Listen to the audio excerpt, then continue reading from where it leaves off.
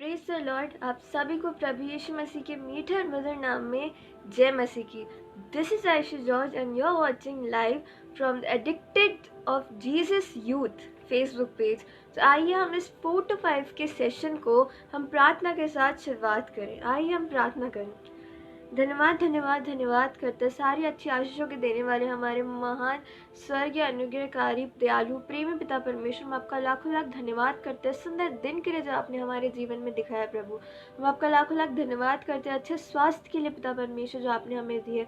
हम आपका धन्यवाद करते हैं हर एक आशीष के लिए पिता परमेश्वर जो आपने हमारे जीवन में दी है। पिता परमेश्वर, कई लोग जो है इस दिन को देखने ना पाए, लेकिन आपने हमें चुना कि हम इस दिन को देखने पाए, आपके नाम को लेने पाए। पिता परमेश्वर, आपका लाखों लाख धन्यवाद। पिता परमेश्वर, सबसे खास तौर पर प्रार्थना करता है पिता परमेश्वर इस फेसबुक पेज के लिए, इस फेसबुक पेज के हर एक एडमिन के लिए। पिता परमेश्वर, उन सभी को आप अपने हाथों में रखिएगा पिता परमेश्वर, और उन पर आशीष दीजिएगा। पिता परमेश्वर, इस पेज में जितने भी वक्ता बोलते हैं पिता परमेश्वर, आपके नाम को लेते हैं, उन सभी की मुंह की चौकसी कीजिएगा पिता परमेश्वर, और अपनी स्वर्गीय आशीष उनको दीजिएगा पिता परमेश्वर।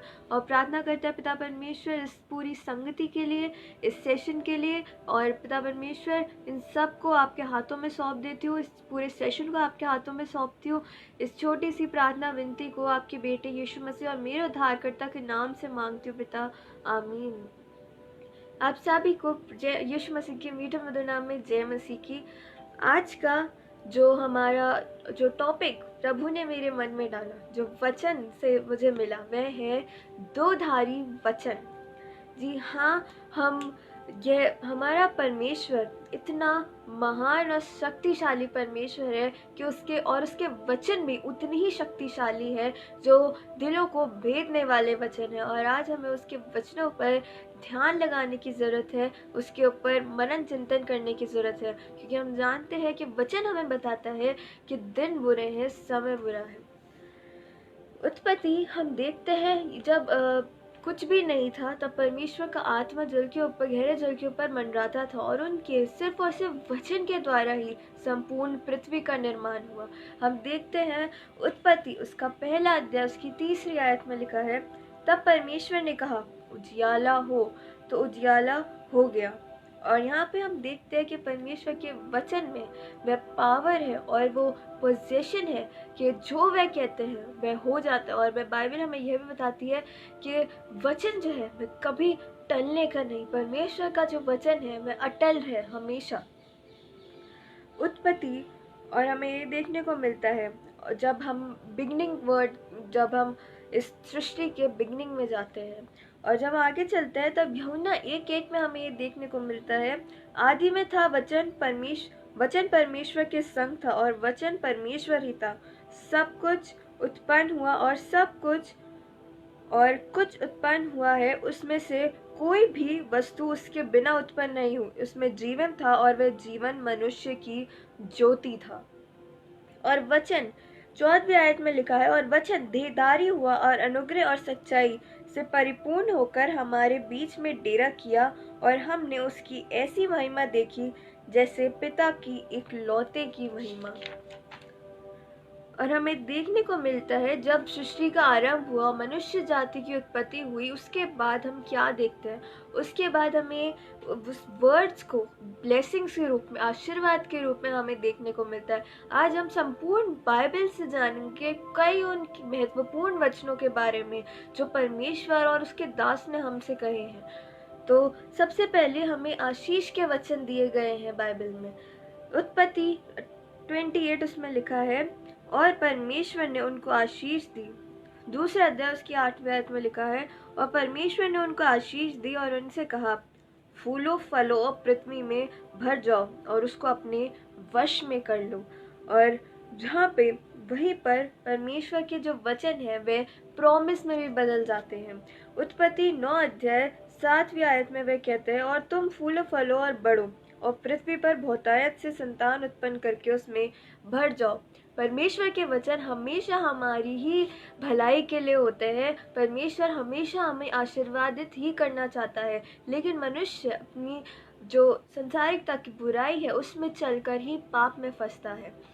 और आगे चल के परमेश्वर ने हमारी जाति के मूल पिता अब्राहम को आशीष दी। हम देखते उत्पत्ति उसकी 12 अध्याय उसकी 2 आयत में, और मैं तुझे से ऐसी एक बड़ी जाति बनाऊंगा और तुझे आशीष दूंगा और तेरा नाम महान करूंगा और तू आशीष का मूल पिता होगा। और कहीं ना कहीं इन लोगों की वजह से ही हमारी जो मानवता है, इन लोगों के खराईपन की वजह से ही हम यहाँ सुरक्षित बैठे हैं और परमेश्वर के नाम को असिधाई से ले सकते हैं। आगे चल के परमेश्वर ने अब्राहम को आशीष दी थी, लेकिन उसके साथ साथ सारा को भी आशीष दी। उत्पत्ति 17 अध्याय उसकी 16 आयत में लिखा है, मैं उसको आशीष दूंगा और तुझको उसके द्वारा एक पुत्र दूंगा, और मैं उसको ऐसा आशीष दूंगा कि वह जाति जाति की मूल माता होगी और उसके वंश में राज्य राज्य के राजा उत्पन्न होंगे। और वह हमारा परमेश्वर है, वह कभी पक्षपात नहीं करता, वह कभी जेंडर देख के नहीं करता, लेकिन परमेश्वर हमसे प्रेम करता है और वह हर एक को अपनी आज्ञा और अपने कर्म अनुसार आशीषित करता रहता है। आगे चल के हम देखते हैं परमेश्वर ने यूसुफ को आशीषित किया। उत्पत्ति 39 उसकी 23 में लिखा है, यूसुफ के वंश जो कुछ था उसमें से बंदीगृह के दरोगा को कोई भी वस्तु देखनी न पड़ती थी, क्योंकि यहोवा यूसुफ के साथ था और जो कुछ वह करता था यहोवा उसको सफलता देता था। और यहाँ पर हम देखते हैं कि सफलता की कुंजी सिर्फ और सिर्फ परमेश्वर की ओर से ही आती है। हम चाहे कितने भी प्रफुल्लित हो जाए, लेकिन जब तक यीशु मसीह और परमेश्वर हमें आशीषित नहीं करेंगे तो हमारे जीवन में सफलता और कोई भी भलाई के काम नहीं होंगे। और हम देखते हैं आगे बाइबल में ऐसे लोगों के लिए जो कि स्वयं परमेश्वर से आशीषित हुए थे। हम देखते हैं मूसा के बारे में, जिसे स्वयं परमेश्वर ने प्रेज किया था, उसकी प्रशंसा की थी। गिनती उसके 12 अध्याय 3 में लिखा है, मूसा पृथ्वी भर के रहने वाले सब मनुष्यों में बहुत अधिक नम्र स्वभाव का था, परंतु मेरा दास मूसा ऐसा नहीं है। वह मेरे सब घरानों में विश्वास योग्य है। उसमें मैं गुप्त रीति से नहीं, परंतु आमने सामने और यत्न होकर प्रत्यक्ष होकर बातें करता हूँ, और वह यहोवा का स्वरूप निहारने पाता है। और हम देखते हैं कि मूसा के बाद कोई भी नहीं था जिसने परमेश्वर का रूप देखा हो, चेहरा देखा हो। और आगे चल के हमें यह देखने को मिलता है कि खुदा हमारे साथ रहता है, जिस प्रकार वह इज़राइल के साथ रहा था और उसके दुश्मनों से भी। जब वे उन्हें श्राप देने आए थे तो परमेश्वर ने उनके श्रापित वचन को एक आशीष के वचन में परिवर्तित कर दिया था। हम देखते हैं गिनती उसके 22 अध्याय की 12वीं आयत में लिखा है, परमेश्वर ने बिलाम से कहा, तू इनके संग मत जा और उन लोगों को श्राप मत दे, क्योंकि वे आशीष के भागी हो चुके हैं। और इसलिए वह कभी भी हमारा बुरा करने को नहीं चाहता, वह हमेशा हमें आशीषित करना ही चाहता है। और हम आगे चल के एक ऐसे व्यक्ति के बारे में जानते हैं जो कि बाइबल में एक बहुत ज़्यादा प्रिय पुरुष था परमेश्वर का, वह था दाऊद। और उसके विषय में हम देखते हैं 2 शमूएल 7वां अध्याय 29 आयत में लिखा है, तो अब प्रसन्न होकर अपने दास के घराने पर ऐसी आशीष दे कि वह तेरे सम्मुख सदैव बना रहे, क्योंकि हे प्रभु यहोवा, तूने ऐसा ही कहा है, और तेरे दास का घराना तुझसे आशीष पाकर सदैव धन्य रहे। यहाँ पे दाऊद एक प्रतापी राजा परमेश्वर से विनती कर रहा है, ना किसी ऐशो आराम की, ना किसी धन दौलत की, परंतु सिर्फ और सिर्फ आशीष की। और ये हमारे लिए एक आदर्श है कि हमें किस तरीके से प्रार्थना करने की ज़रूरत है, ना कि अपने लिए व्यर्थ की बातें, परंतु परमेश्वर की वे स्वर्गीय आशीष और महिमा जो हम उससे मांगे, और वह हमें ज़रूर देगा। आमीन। और आगे चल के हम देखते हैं कि सुलेमान ने भी उसके बुद्धि मांगी, ऐशो आराम नहीं मांगा, किसी का नाश नहीं मांगा। और यहाँ पे प्रभु उससे बहुत ज़्यादा प्रसन्न होकर उसे बहुत सारी आशीषें दी, और यहाँ तक उसका सोना इतना भर गया था कि उसने अपने सोने को महल में रखने की जगह नहीं थी। और जब हम परमेश्वर के आगे नम्र होते हैं तब वह हमें अनेक, क्योंकि वह हमारा स्वर्गीय पिता और वह जानता है कि हमें क्या चाहिए, और हमारे वचन को वह परखता है और वह हमारे मन की बातों को भी जानता है।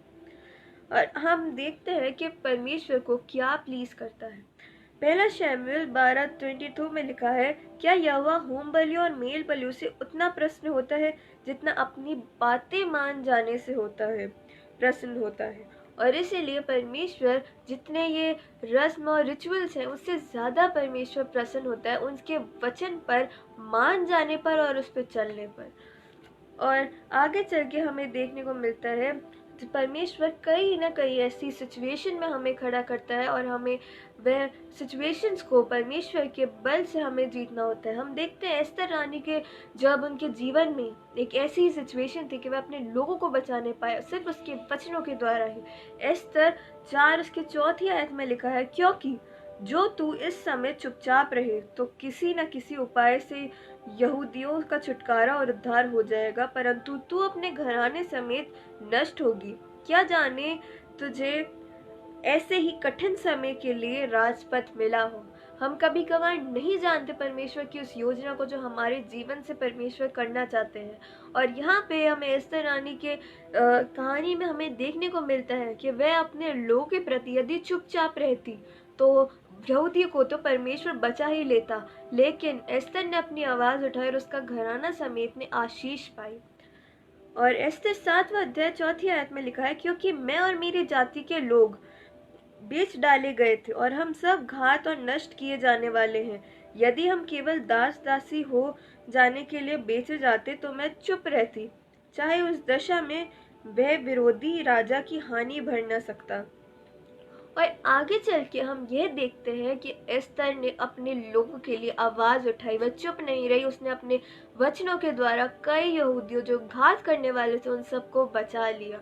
और यही परमेश्वर की योजना है जो कहीं ना कहीं वह हमारे जीवन से हमारे वचनों के कारण वह पूरी करना चाहता है। आगे चल के हम एक ऐसे दृष्टांत के बारे में देखते हैं, कैसे मनुष्य के बारे में देखते हैं जो कि बहुत ज्यादा पृथ्वी भर में धर्मी था। जी हाँ, हम अय्यूब के जीवन के बारे में देखते हैं। और अय्यूब यहाँ पे जब परमेश्वर उसके बारे में बहुत ज्यादा प्रशंसा कर रहा था, तब शैतान भी परमेश्वर से एक परमिशन लेने आया था, उसे बताने ही आया था। हम देखते हैं अय्यूब पहला अध्याय उसकी 8वें आयत में, क्या तूने मेरे दास अय्यूब पर ध्यान दिया है, क्योंकि उसके तुल्य खरा और सीधा और मेरा भय मानने वाला और बुराई से दूर रहने वाला मनुष्य और कोई नहीं है। शैतान ने उत्तर दिया, क्या अय्यूब परमेश्वर का भय बिना लाभ के मानता है? परंतु अपना हाथ बढ़ा और जो कुछ उस पर है उसे छू, तब वह तेरे मुंह पर तेरी निंदा करेगा। यहोवा ने शैतान से कहा, सुन, जो कुछ उसका है वह सब तेरे हाथ में है। और यहाँ पर हम एक बहुत महत्वपूर्ण चीज देखते हैं कि शैतान यदि अय्यूब का बुरा चाहता ही था तो वह स्वयं कुछ भी कर सकता था, लेकिन उसके हाथ बंधे हुए हैं किस चीज से? परमेश्वर के वचन से। जब तक परमेश्वर ने उसे परमिशन नहीं दी अपने वचन के कहे कि जो कुछ है वह तेरे हाथ में ही है, तब तक शैतान उस पर हावी ना होने पाया। और तब तक शैतान का जब तक वो परमेश्वर से परमिशन नहीं ली उसे छूने की, तब तक कुछ नहीं हुआ। और जब परमेश्वर ने कहा कि सिर्फ उसका प्राण छू देना, तो शैतान ने उसके प्राण पर भी हाथ नहीं डाला। और यहाँ पे हम ये देखते हैं कि कई बार जब हम बहुत ज़्यादा परेशानियों में होते हैं तो शायद परमेश्वर ने हमें उस शैतान को परमिशन दी गई होती है और हमें उस परीक्षा में वह हमें परखने की कोशिश करता है ताकि हम अपने तन मन से उसे प्रेम करें। और उसके वचन इतने शक्तिशाली है कि उसके आगे शैतान की कोई युक्ति नहीं टिक सकती। यदि परमेश्वर ने बोला कि उसके प्राण को छोड़ देना, उसकी देह को छोड़ देना, तो शैतान उसके आगे नहीं टिक पाया, उसको वह करना ही पड़ा। और हम देखते हैं अय्यूब के प्राण को अंतिम समय तक वह बचाए रखा और वह जिंदा रहा था। और ब्लेसिंग्स ऑफ वर्ड हमें देखने को मिलते हैं व्यवस्था विवरण 28 की 1 से 5 आयत तक। यदि तू अपने परमेश्वर यहोवा की सब आज्ञाओं को जो मैं आज तुझे सुनाता हूँ चौकसी से पूरे करने को चित लगाकर उसकी सुने, तो वह तुझ पर पूरे होंगे। परमेश्वर के आशीर्वाद, उसने कई सारे आशीर्वाद हमें दिए हैं और यदि हम उसकी बातों को मानेंगे तभी वह सब आशीर्वाद हम पर पूरे होंगे। नीति वचन नीति वचन में भी हमें कई बार इन सब वचनों के बारे में हमें बताता है और हमें एनलाइटन करता है कि तुम्हें किस प्रकार से अपना आचरण जीना है। नीति वचन का पहला अध्याय 7वीं आयत में लिखा है, यहोवा का भय मानना बुद्धि का मूल्य है, बुद्धि और शिक्षा को मूढ़ ही लोग तुच्छ जानते हैं। और आगे चल के नीति वचन 19 उसकी 20 आयत में लिखा है, सम्मति की सुन लो और शिक्षा को ग्रहण कर लो कि तू अनंत काल में बुद्धिमान ठहरे। भजन संहिता 28 उसकी 30वीं आयत में लिखा है, परमेश्वर का मार्ग सिद्ध है, यहोवा का वचन ताया हुआ है, वे अपने सब शरणागतों की ढाल है। भजन संहिता 33 उसके 4 to 6 में लिखा है, क्योंकि यहोवा का वचन सीधा और उसके सब काम सच्चाई से होता है। आकाश मंडल यहोवा के वचन से और उसके सारे गण उसके मुंह के श्वास से बने हैं। जी हाँ, हमें विश्वास करते हैं कि परमेश्वर के वचन में इतनी ताकत है कि वह एक बहुत बड़ी पृथ्वी का निर्माण कर सकता है। तो हम क्यों अपने जीवन में व्यर्थ चिंताओं को लेके बैठे हैं और हम क्यों परमेश्वर से प्रार्थना नहीं कर रहे हैं कि वह अपने वचन से हमें यहाँ पर हमारी सारी चिंताओं को दूर करे और हमें भी वह आशीष दे जो वह देना चाहता है हमें। भजन संहिता 56 10वें अध्याय में लिखा है, यहोवा की सहायता से मैं उसके वचन की प्रशंसा करूंगा। और यहीं पर हमें देखने को मिलता है कि उसके वचन की हम कृप करते हैं, कई बार उसको कुड़कुड़ाते हैं, उन इजराइलियों की तरह हठीले बन जाते हैं। लेकिन हमें बाइबल बार बार स्मरण दिखाती है कि तुम्हें इस वचन को प्रचार करने की ज़रूरत है, इसे दोहराने की ज़रूरत है, इस पर अपने चित्त लगाने की ज़रूरत है, इसे उठते बैठते लेटते सोते चलते फिरते ध्यान करने की, इस पर बोलने की, बताने की ज़रूरत है। और यह वचन हम जैसे लोगों को, यूथ को, जवानों को अवेयर करता है। भजन संहिता 119 9 अध्याय में 9 आयत में लिखा है, ज्ञान अपनी चाल को किस प्रकार, जवान अपनी चाल को किस उपाय से शुद्ध रखे, तेरे वचन के अनुसार सावधान रहने से। मैं पूरे मन से तेरी खोज में लगा हूँ, मुझे तेरी आज्ञाओं की बाट से भटकने न दे। मैंने तेरे वचन को अपने हृदय में रख छोड़ा है कि तेरे विरुद्ध पाप न करूं। हे यहोवा, तू धन्य है, मुझे अपनी विद्या सिखा। सब कहे हुए नियमों का वर्णन मैंने अपने मुंह से किया है। मैं तेरी चितौनियों के मार्ग से मानो सब प्रकार के धन से हर्षित हुआ हूँ। मैंने तेरे उपदेशों पर ध्यान करूंगा और तेरे मार्गों की ओर दृष्टि रखूंगा। मैं तेरी विधियों से सुख पाऊंगा और तेरे वचन को ना भूलूंगा। और आज हमें ये वचन पढ़ने की जरूरत है, क्योंकि यह वह समय है जहाँ पर सब अपना टाइम हमें यूटिलाइज करने की जरूरत है प्रभु में आगे बढ़ने का। वहीं पर हम अपना टाइम वेस्ट कर रहे हैं संसारिकता की ओर जाकर और उन सब बातों की व्यर्थ की चिंता कर जिसका परमेश्वर के राज्य से कोई लेना देना नहीं। और आगे लिखा है, हे यहोवा, तूने अपने वचन के अनुसार अपने दास के संग भलाई की है। उससे पहले कि दुखित हुआ मैं भटकता था, परंतु अब मैं तेरे वचन को मानता हूँ। और यहाँ पे हम सब कहीं ना कहीं रिलेट कर सकते हैं कि हम सब कहीं भटक रहे थे, लेकिन परमेश्वर का वचन ही हमें एक सिधाई से मार्ग पे चलाता है और वह आशीषों का मार्ग है। वहाँ पे हमें परमेश्वर हम पे अपनी दृष्टि रखता है और हमें एक ऐसी राह पे चलाता है जहाँ पे परमेश्वर की इच्छा और मर्जी पूरी होती है। और 119 की 105 आयत में लिखा है, तेरा वचन मेरे पाँव के लिए दीपक और मार्ग के लिए उजियाला है। आमीन। यहीं पे हमें अपना वचन, परमेश्वर का वचन जो है, जीवित कलाम जो है, वह हमारे लिए आज एक बहुत बड़ी ज्योति का कारण है। वह हमारे लिए एक दीपक का कारण जो इस अंधेरे संसार में हमें एक ज्योति देती है, हमें उम्मीद देती है, होप देती है। और आगे चल के भजन संहिता 138 उसकी 2 आयत में लिखा है, मैं तेरे पवित्र मंदिर की ओर दंडवत करूंगा और तेरी करुणा और सच्चाई के कारण तेरे नाम का धन्यवाद करूंगा, क्योंकि तूने अपने वचन को अपने बड़े नाम से अधिक महत्व दिया है। और इसलिए यदि हम परमेश्वर को मानते हैं, परमेश्वर पे अपना भरोसा रखते हैं, परमेश्वर के पुत्र यीशु मसीह को अपना उद्धारकर्ता मानते हैं, लेकिन हम उसके वचन पे नहीं चलते, उसके वचन हमारी ज़िंदगी में नहीं दिखता, तो हम आज खुद को भरमा रहे हैं, खुद को भ्रम में रख रहे हैं। क्योंकि परमेश्वर जो इतना सर्वशक्तिमान है, जितने इसने पूरी दुनिया को बनाया, वह जब ये कह रहा है कि मैंने अपने बड़े नाम से भी अधिक महत्व वचन को दिया है, तो अर्थात हम यदि वचन का ही वो नहीं मान रहे हैं, तो हमारा विश्वास और वो सब एक भ्रम ही है, हम स्वयं को धोखा दे रहे हैं। नीति वचन 15 अध्याय की 23 आयत में लिखा है, सज्जन उत्तर देने से आनंदित होता है और अवसर पर कहा हुआ वचन क्या ही भला होता है। नीति वचन 30 अध्याय की 5 आयत में लिखा है, परमेश्वर का एक एक वचन ताया हुआ और वह अपने शरणागतों की ढाल ठहरा है। यशाया भविष्यवक्ता भी हमें वचनों के बारे में ज्ञात दिलाते हैं। यशाया 8 उसकी 20 आयत में लिखा है, व्यवस्था और चितौनी की चर्चा किया करने यदि वे लोग इन वचनों पर अनुसार न बोले तो निश्चय उनके लिए पौ न फटेगी। यशाया भविष्यवक्ता की पुस्तक उसकी 40वें अध्याय की 8वीं आयत में लिखा है, घास तो सूख जाती है और फूल मुरझा जाता है, परंतु हमारे परमेश्वर का वचन सदैव अटल रहेगा। और ये हमारे लिए एक बहुत ही खुशी की बात है, यह हमें जान लेने की बात है कि परमेश्वर के वचन में ऐसा कुछ नहीं है जो कभी बिना पूरे हुए रह जाएगा। परमेश्वर का वचन एक सिद्ध है और अटल है, और परमेश्वर का वचन हमें यह दिलाता है और यह बताता है कि अंतिम समय तक परमेश्वर हमारे साथ है, उसकी आशीषें हमारे साथ है। यशाया उसका 45 उसकी 23 आयत में लिखा है, मैंने अपनी शपथ खाई, धर्म के अनुसार मेरे मुंह से यह वचन निकला और वह नहीं टलेगा। प्रत्येक घुटना मेरे सम्मुख झुकेगा और प्रत्येक के मुख से मेरी ही शपथ खाई जाएगी।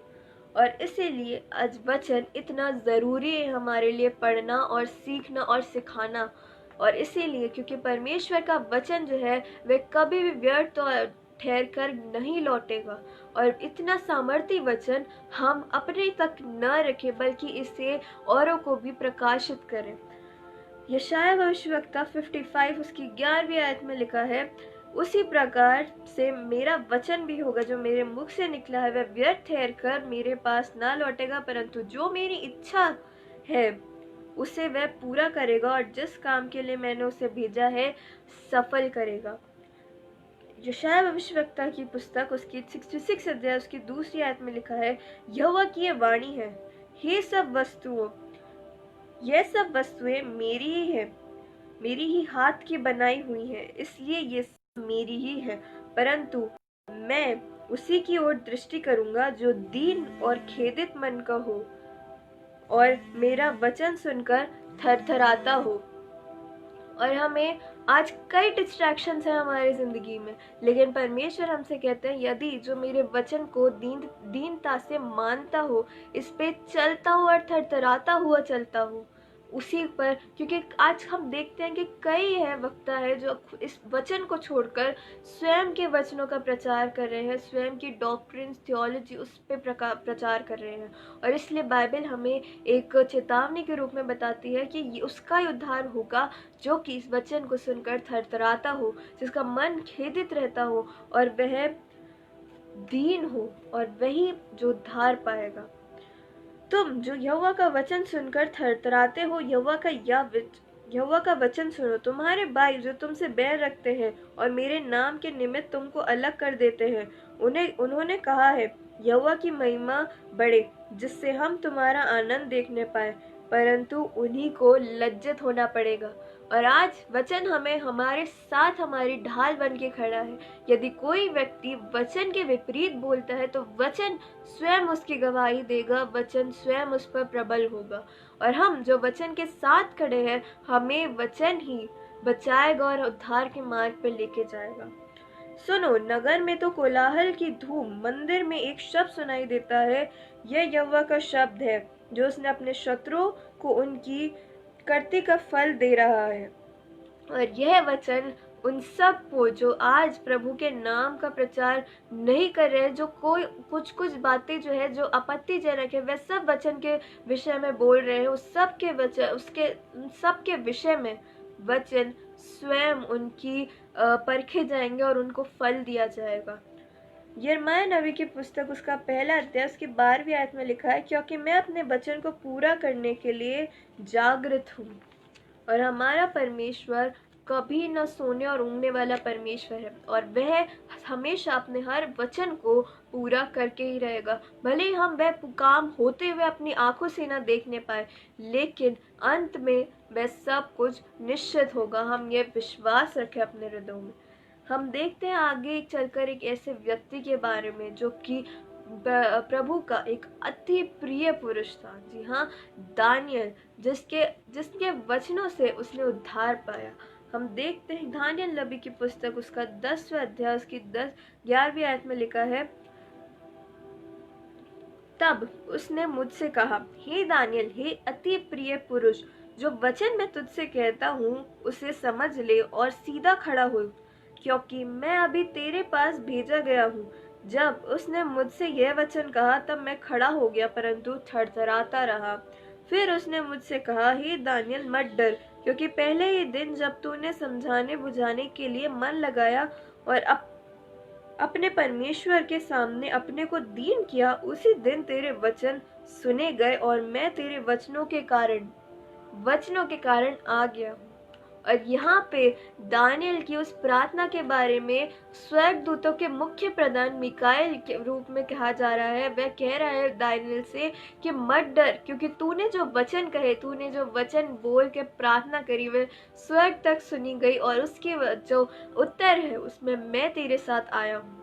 और यहाँ पर आज हमें बाइबल बताती है कि तुम्हारे वचन जो तुम परमेश्वर के लिए कहते हैं, हम उससे विनती करते हैं, हम उससे दिनों रात हम उससे प्रार्थना करते रहते हैं, वह सब वचन परमेश्वर सुनता है और हाँ और आमीन में उत्तर देता है। और कहीं ना कहीं वह अपने स्वर्गदूतों को भेजता है कि हमारे लिए जो भी उचित है वह करें, और उस वचनों के अनुसार ही हमें आशीषित करते हैं।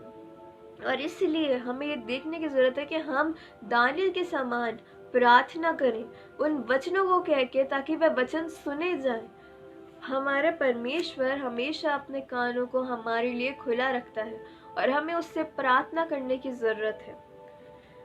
और यह स्मरण रखिए योना उसका पहला अध्याय उसकी पहली आयत में लिखा है, यहोवा का यह वचन अंतिम के पूर्ण पुत्र अमित्य के पुत्र योना के पास पहुंचा, उठकर उस बड़े नगर निनवे को जा और उसके विरुद्ध प्रचार कर, क्योंकि उसकी बुराई मेरी दृष्टि में बढ़ गई है।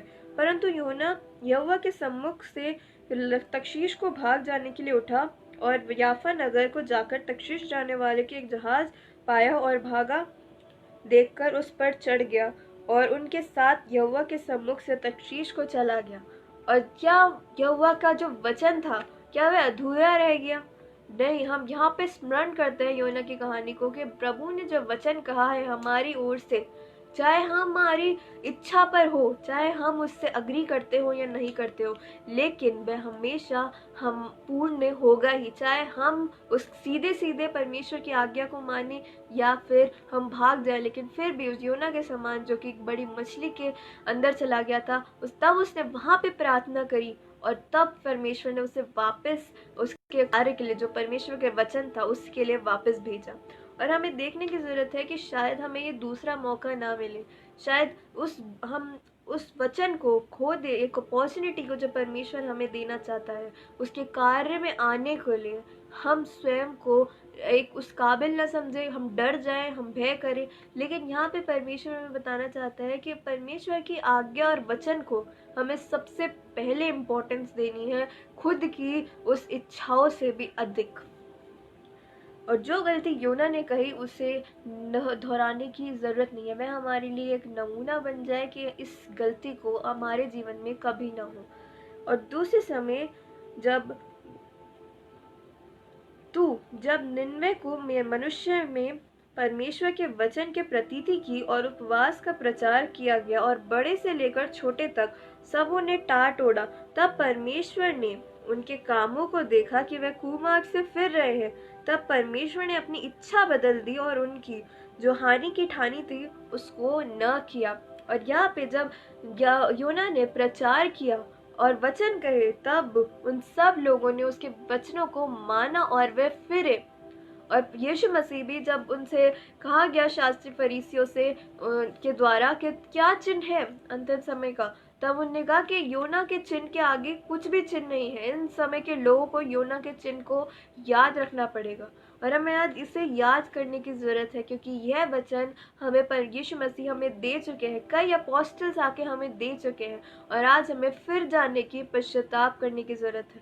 यहाँ पर लिखा है, बड़े से छोटा हर एक व्यक्ति ने टाट ओढ़कर प्रार्थना करी और उन सब ने उपवास किया।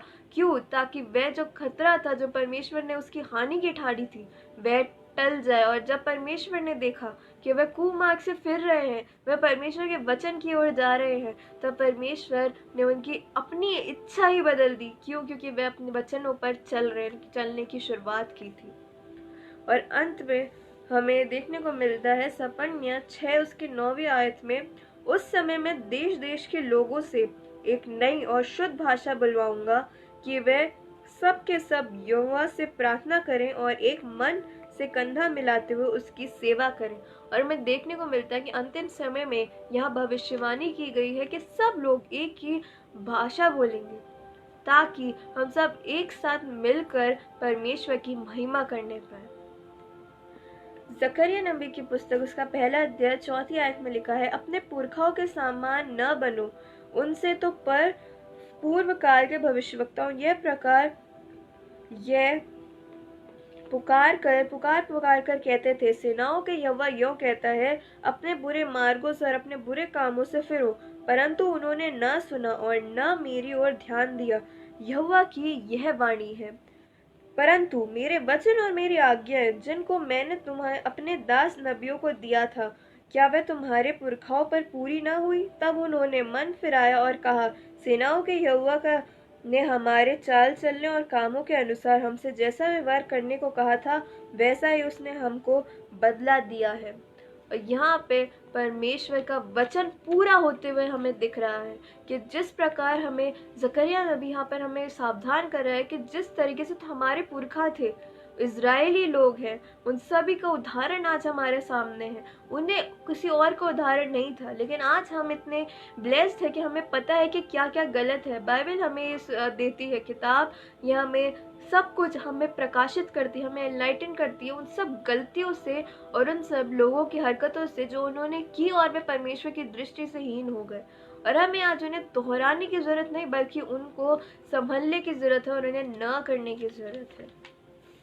मलाकी उसका 2 अध्याय उसकी 2 आयत में लिखा है, यदि तुम इसे न सुनो और मन लगाकर मेरे नाम का आदर न करो, तो सेनाओं का यहोवा यों कहता है कि मैं तुमको श्राप दूंगा और जो वस्तुएं मेरी आशीष से तुम्हें मिली हैं उन पर मेरा श्राप पड़ेगा, वरन तुम जो मन नहीं लगाते हो, इस कारण मेरा श्राप उन पर पड़ चुका है।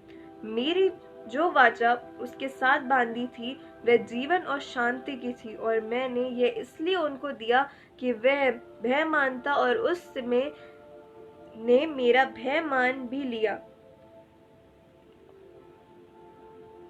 परंतु तुम्हारे लिए जो मेरे नाम का भय मानते हो, धर्म का सूर्य उदय होगा और उसकी किरणों के द्वारा तुम चंगे हो जाओगे, और तुम निकलकर पाले हुए बछड़ों के समान कूदोगे और फांदोगे, और सिधाई से मेरे संग संग चलता रहा और बहुतों के अधर्म से लौटा लाया था। यहाँ पे परमेश्वर हमें उस वचन की मानने के बाद की आशीषों के बारे में अवगत करा रहे हैं।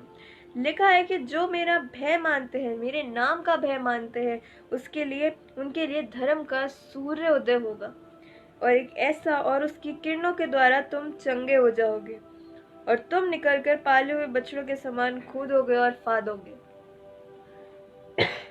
और मेरे नाम से अत्यंत भय खाता था, और उसने मेरी सच्ची व्यवस्था कंठस्थ थी, और मेरे मुंह से कुटिल बात न निकलती थी। यहाँ पे परमेश्वर हमें बता रहा है कि किस प्रकार से एक मनुष्य को उसका भय मानना चाहिए। वह मनुष्य के बारे में जो वह मानता था और उसके साथ कितनी अच्छी और आशीषित बातें हुई। और आज हमें उसके वचन को सबसे ज्यादा महत्व देने की जरूरत है, ना कि अपनी इच्छाओं को, ना कि व्यर्थ बातों को, और ना ही किसी और कोई सी भी दूसरी चीज को। और हम देखते हैं कि वचन देहधारी, दो धारी कैसे है, क्योंकि जो वचन परमेश्वर हमें बताता है कि तुम्हारे फलों फूलों और बहुत ही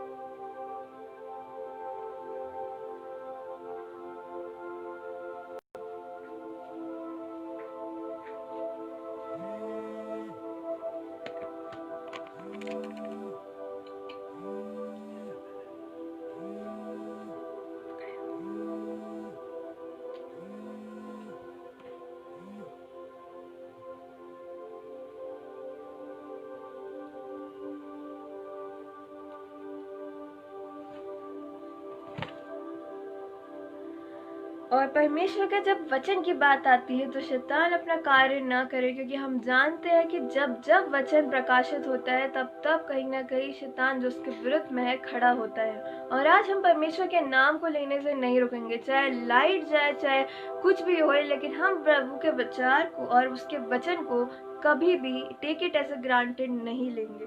आगे चल के हम देखते हैं कि उस वचन को एक कर्स के रूप में बताया गया है। उत्पत्ति उसका 3 अध्याय 27 से 17 आयत में लिखा है, और आदम से उसने कहा, तूने जो अपनी पत्नी की बात सुनी और जिस वृक्ष के फल के विषय मैंने तुझसे आज्ञा दी थी, और तू उसी न खाना, उसको तूने खाया है, इसलिए भूमि तेरे कारण श्रापित है, और तू उसकी उपज जीवन भर दुख के साथ खाया करेगा।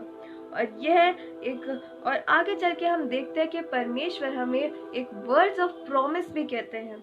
उत्पत्ति 9 उसके 11 में लिखा है, मैं तुम्हारे साथ अपनी यह वाचा बांधता हूँ कि सब प्राणी फिर जल प्रलय से नाश न होंगे, और पृथ्वी का नाश करने के लिए फिर जल प्रलय न होगी।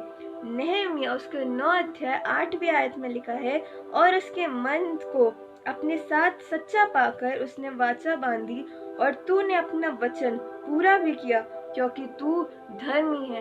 जी हाँ, आज परमेश्वर अपनी वाचा बांधकर हर एक वचन को पूरा करेंगे। क्यों? क्योंकि वह हमारा धर्मी परमेश्वर है। यरोबाम मूर्ति पूजा के विषय में हालेलुया, परमेश्वर का धन्यवाद हो इस सुंदर संगति के लिए। आगे चल के हम देखते हैं यरोबाम मूर्ति पूजक के बारे में, जो पहला राजा 14 अध्याय उसकी 7वीं आयत में हमें देखने को मिलता है, जो जाकर यरोबाम से कह के इज़राइल का परमेश्वर यहोवा तुझसे यूं कहता है, मैंने तो तुझको प्रजा में से बढ़कर अपनी प्रजा इज़राइल पर प्रधान किया। तूने उन सबों से बढ़कर जो तुझसे पहले थे बुराई की है, और जाकर पराये देवता की उपासना की और मूर्तें डालकर बनाई, जिससे मुझे क्रोधित कर दिया और मुझे तो पीठ के पीछे फेंक दिया है। इस कारण मैं यरोबाम के घराने पर विपत्ति डालूंगा, वरन मैं यरोबाम के कुल में से हर एक लड़के को, और क्या बंदी क्या स्वाधीन, इज़राइल के मध्य में एक रहने वाले को भी नष्ट कर डालूंगा। यह वह आज्ञा थी, वह दंड था जो यहोवा का जो वचन था उसे ना मानने की परमेश्वर ने उसे दी थी। यरोबाम एक बहुत बड़ा मूर्ति पूजक था, और हम देखते हैं कि यहोवा ने 10 कमांड दिए थे, और उन 10 आज्ञाओं में से यह दूसरी आज्ञा थी कि तू मुझे छोड़ किसी और को ईश्वर करके ना मानना। लेकिन फिर भी इन लोगों ने परमेश्वर का आदर मान नहीं किया, और हम देखते हैं कि इनके घराने पर परमेश्वर का वचन प्रबल हुआ, और सही में वह वचन अटल था और वह ही हुआ भी। आगे चल के हम देखते हैं मत्ती उसके 5वां अध्याय 18वीं आयत में लिखा है, क्योंकि मैं तुमसे सच कहता हूँ कि जब तक आकाश और पृथ्वी टल न जाए तब तक व्यवस्था में एक मात्रा या एक बिंदु भी बिना पूरे हुए नहीं टलेगी।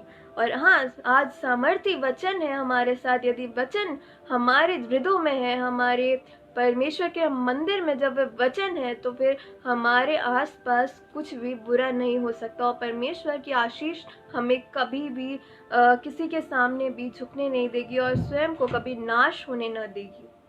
यीशु मसीह की जब परीक्षा की गई थी तब वह भी, शैतान अब भी वचन का ज्ञान रखता है, और कभी कभी जब हम बहुत ज़्यादा कंफ्यूज हो जाते हैं तब शैतान अपना कार्य शुरुआत करता है।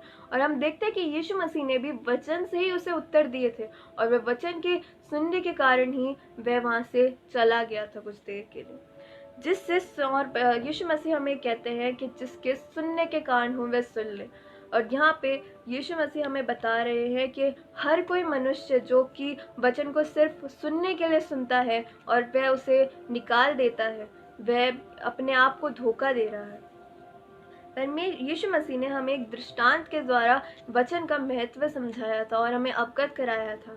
जब उसने बीज बोले वाले का दृष्टांत समझाया था और उसने बोला था कि बीज बोले वाले ने वचन रूपी बीज को बोया और उसका क्या परिणाम हुआ। 4 परिणाम में से हमें बताया था। जो शैतान ले जाता है, पहला जो भूमि पे गिरता है और वह शैतान हमें बहुत आसानी से लेके चला जाता है। दूसरा जो पथरीली भूमि पर गिरता है और जो दुख में, संदेह करके और बहुत क्लेश में वह वचन जो है हमारे जीवनों से कहीं और वह खो जाता है, हम उसे याद नहीं करते। और तीसरा है जो झाड़ियों में बोया जाता है, जो झाड़ियों में गिर जाता है और उसे धन का धोखा और बाकी व्यर्थ की चिंताओं के कारण हमारे हृदयों से, हमारे जीवनों से वह वचन चलता और चला जाता है, वह उसका जो असली कार्य है वह नहीं हो पाता। और चौथा है जो अच्छी भूमि पर और वो 30, 60 और 100 गुना फल लाता है। और हमें आज ये देखने की जरूरत है कि वह वचन जो हमारे लिए बोया जाता है, हम जानते हैं, हम सब जानते हैं कि वचन, हम सब वचन को जानते हैं, लेकिन हमें ये देखने की जरूरत है कि वह किस तरीके से आज हमारे जीवनों में उग रहा है। क्या वह उस पथरीली भूमि के समान है, हमारे जीवनों में किस तरीके से वह काम कर रहा है। क्या वह उस कहीं वह शैतान हमें भरमा तो ही नहीं रहा और कहीं हम व्यर्थ की चिंताओं में उस वचन को टेक इट एज ग्रांटेड तो नहीं ले रहे हैं। मत्ती 10 की 14 आयत में लिखा है, जो कोई तुम्हें ग्रहण न करे और तुम्हारी बातें न सुने, उस घर या उस नगर से निकलते हुए अपने पाँव की धूड़ झाड़ लो। मैं तुमसे सच कहता हूँ कि उस नगर की दशा न्याय के दिन सदोम और अमोरा के देश की दशा अधिक सहने योग्य होगी। मत्ती 26 उसकी 56 आयत में लिखा है, परंतु यह सब इसलिए हुआ कि भविष्यवाणियों के वचन पूरे हों, और वचन हमेशा पूरे होके रहेंगे, चाहे मनुष्य, चाहे शैतान या कोई भी कुछ भी कर ले और वह उसे झूठा और भरमा ले, लेकिन वचन सिद्ध है और वचन हमें दिए गए हैं। और इस पवित्र बाइबल में से हमें यहाँ पर अवगत कराया जाता है कि एक मात्रा भी कोई ना बढ़ाए और ना कोई घटाए। आगे चलकर रोमियो प्रेरित पौलुस हमसे बहुत सारी बातें इस वचन के रूप में एक मार्गदर्शक के रूप में हमसे कहते हैं। रोमियो उसका 8वां अध्याय उसकी 31 आयत में लिखा है, अतः हम इन बातों के विषय में क्या कहें, यदि परमेश्वर हमारी ओर है तो हमारी विरोधी कौन हो सकता है। आमीन।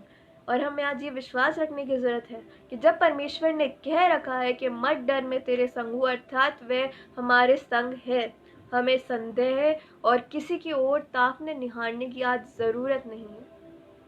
रोमियो 15:18 में लिखा है, क्योंकि उन बातों को छोड़ मुझसे किसी और बात के विषय में कहने का साहस नहीं, जो मसीह ने अन्य जातियों की अधीनता के लिए वचन और कर्म और चिन्हों के अद्भुत कामों की सामर्थ और पवित्र आज्ञा की सामर्थ से मेरे ही द्वारा किए। और यहाँ पर हमें ये देखने को मिलता है कि कई जो लोग हैं जो अन्य जातियों के लिए अलग और हमारे लिए अलग, और कई वचन को बढ़ाकर, कई वचन को घटाकर, कुछ अपने ही वचन और कुछ दूसरों के वचन को जोड़ जाड़ कर जो वचन बनाते हैं, उसके विषय में बाइबल हमें सावधान करती है। और प्रेरित पौलुस कहते हैं कि उन सबका न्याय के दिन उन्हें दुगना दंड मिलेगा। पहला कुरिन्थियों 2:10 में लिखा है, परंतु परमेश्वर ने उनको अपना आत्मा के द्वारा हम पर प्रकट किया, क्योंकि आत्मा सब बातों को वरन परमेश्वर की गूढ़ बातों को भी जांचता है। और यदि जिसमें पवित्र आत्मा है वह हमेशा कहेगा कि यीशु मसीह प्रभु, और जिसमें पवित्र आत्मा नहीं है वह कभी नहीं कहेगा कि यीशु मसीह प्रभु है। और आज हमें वह पहचानने की, उसे फर्क करने की जरूरत है, क्योंकि ताकि हम परखे न जाए और हम भरमाए न जाए उनके द्वारा, लोगों के द्वारा। पहला कुरिन्थियों 2 अध्याय उसकी 14वीं आयत में लिखा है, परंतु संसारिक मनुष्य परमेश्वर की आत्मा की बातें ग्रहण नहीं करता, क्योंकि वह उसकी दृष्टि में मूर्खता की बातें हैं, और न वह उन्हें जान सकता है, क्योंकि उनकी जांच आत्मिक रीति से ही होती है। और हमें यहाँ पे परमेश्वर बता रहा है कि इन बातों की जो जांच है किस प्रकार से होगी। संसारिक क्रिश्चियंस जो है वे सब बातों को विश्वास कर लेते हैं, लेकिन आत्मिक तौर में बढ़ने वाले लोग जो वचन के ज्ञान रखते हैं उन्हें सब समझ आता है कि कौन उन्हें भरमा रहा है और कहाँ वे ठोकर खा रहे हैं। वे स्वयं में ही अवेयर होते हैं, और यही हमें बनने की जरूरत है। परमेश्वर का वचन जो है वह रिस्पेक्टेबल है, वह आदर के योग्य है। पहला थिस्सलुनीकियों 5 अध्याय उसकी 12 आयत में लिखा है, हे भाइयों, हम तुमसे विनती करते हैं कि जो तुम परिश्रम करते हो और प्रभु में तुम्हारे अगुवे और तुम्हारे शिक्षा देते हैं उनका सम्मान करो, और सब बातों को परखो, जो अच्छी है उसे पकड़े रहो। परखो बातों को, वचन को परखने के आज पर यहाँ पे हमें वचन हमें बताता है ताकि हम ठोकर ना खाएं।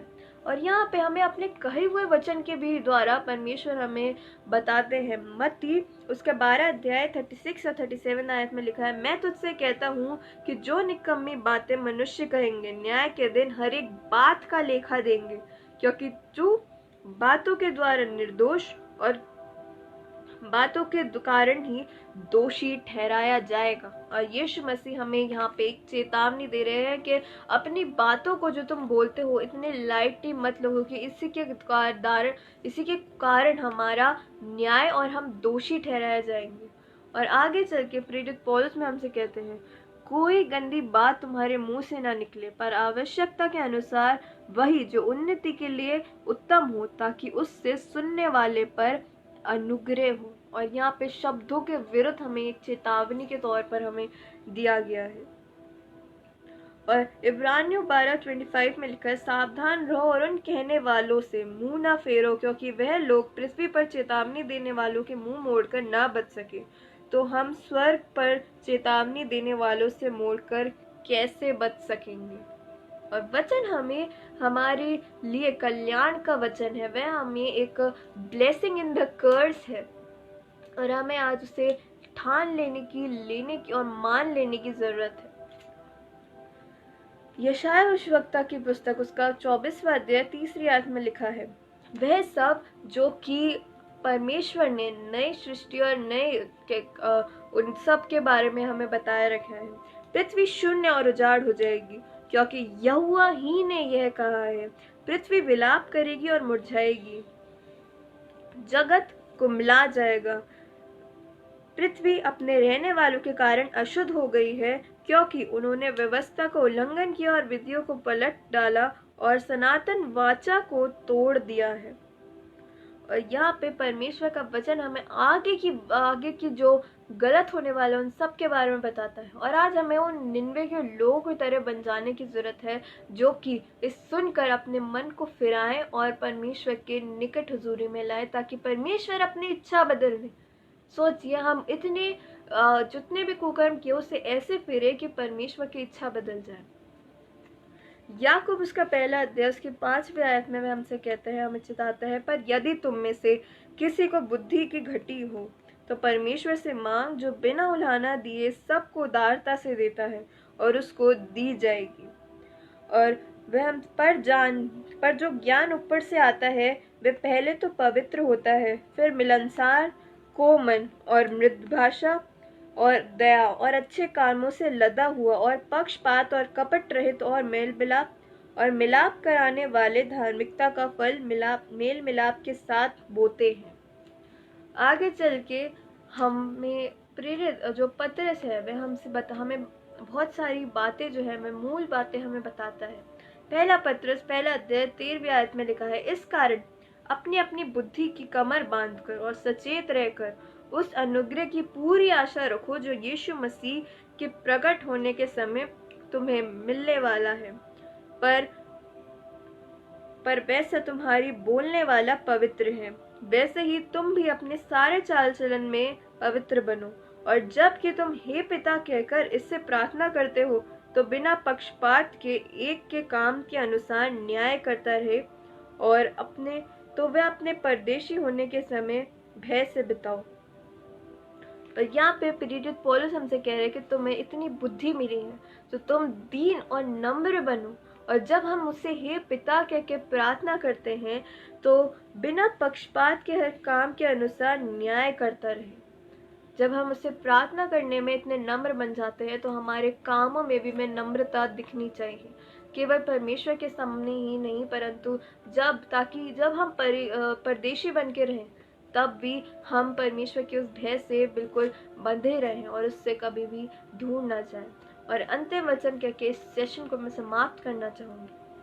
पहला यूहन्ना 2 अध्याय उसकी 5वीं आयत में लिखा है, पर जो कोई उसके वचन पर चले उसमें सचमुच परमेश्वर का प्रेम सिद्ध हुआ है, और इसी से हम जानते हैं कि हम उसमें हैं। और यहाँ पे बाइबल हमें एक सुंदर वचन देती है जो कि यदि कोई उसके वचन पर चले तो उसमें सचमुच परमेश्वर का प्रेम सिद्ध हुआ है। और यदि हम उसके वचन पर नहीं चलते और हम स्वयं को व्यर्थ ही मसीह कहते हैं तो उसका कोई लाभ नहीं है।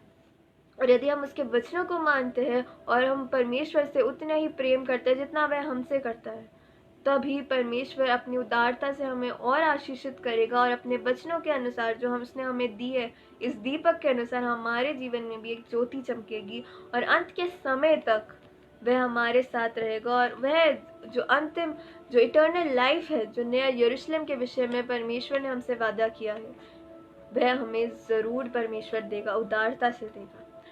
आइए इस वचन के ऊपर हम प्रार्थना करें और इस वचन पे हम ये परमेश्वर से दुआ मांगे कि हम इतने काबिल बने कि हम परमेश्वर की इस योजना को, इस वचन पर चलने वाले हो सके। आइए हम प्रार्थना करें।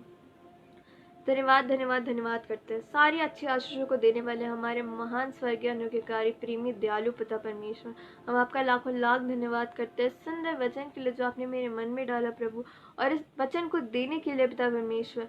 ये वचन जो है पिता परमेश्वर दुर्बलता से बोया गया है पिता परमेश्वर, सामर्थ के कटने काटने पर पिता परमेश्वर। प्रार्थना करती हूँ पिता परमेश्वर संगति के लिए और खास तौर से इस फेसबुक पेज के लिए पिता परमेश्वर, जिसने मुझे अवसर दिया कि आपके वचन को पिता परमेश्वर बताने वाली हो सकूँ पिता परमेश्वर। ये सब कुछ आपकी ही ओर से, आप ही को धन्य हो पिता परमेश्वर। और इस खास तौर से हर एडमिन को आपके हाथों में सौंपती हूँ, इस फेसबुक पेज को आपके हाथ में सौंपती हूँ, इस सुंदर संगति को आपके हाथ में सौंपती हूँ पिता परमेश्वर। जितने भी विनाशकारी सोल ने यदि इसे देखा है पिता परमेश्वर तो उनका जीवन जो है वह उलटने वाला हो सके पिता परमेश्वर, आपके वचन को खुद से ज्यादा महत्व देने वाले हो सके पिता परमेश्वर। हम प्रार्थना करते हैं कि हम सब जितने भी दुर्बल मनुष्य हैं वे सब आपके वचन को चलने वाले हो सके। हमने बचपन से ये पवित्र शास्त्र हमारा जाना गया है, लेकिन अब हम इस पे चलने वाले और अपने मन से इसे कभी न उतारने वाले हो सके पिता परमेश्वर। इस छोटी सी विनती प्रार्थना को और आपके इस पूरे वचन और इस पूरे सेशन को आपके हाथों में सौंपती हूँ खुदा। आपकी इस छोटी सी प्रार्थना को पिता परमेश्वर सुनिए और ग्रहण कीजिए। आमीन। Thanks for watching.